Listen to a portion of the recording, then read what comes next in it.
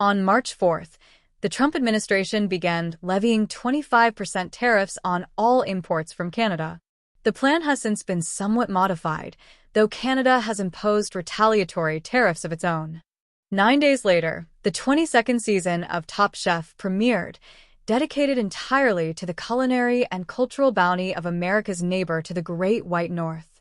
Destination Canada was filmed entirely before President Trump retook office, but amid his repeated calls to make the country a 51st state, the season now airs in a context where its very premise is unexpectedly political. The whole thing feels so outlandish, longtime judge and native Torontonian Gail Simmons tells Variety.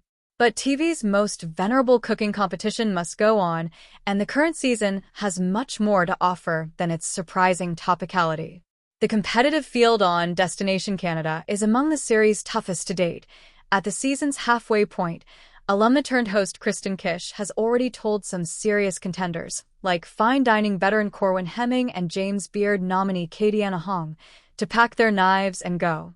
There's even been a rare dose of reality-style drama, as when contestant Shui Wang accidentally tossed teammate Henry Liu's entire mise en place setup in the trash, removing all the pickles from a dish in a pickle-centric challenge and sending Henry to the bottom, ahead of the always pivotal gauntlet of Restaurant Wars, after which the production will leave its home base of Toronto for other locales across Canada. Simmons, Kish, and head judge Tom Colicchio sat down with Variety.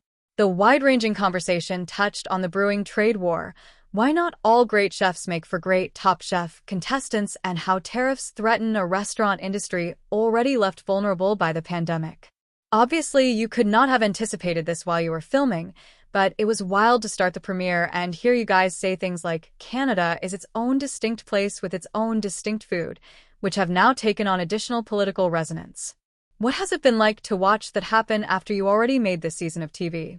Gail Simmons, I mean, the whole thing feels so outlandish. The fact that we have to explain that in the first place, but also, who would have ever thought that we would be at a point in our relationship between our two nations where there was a reason to defend Canada and think about trade between our two countries? Because we are each other's largest trading partners, and it's such a no-brainer of a conversation, but here we are. You can't take anything for granted.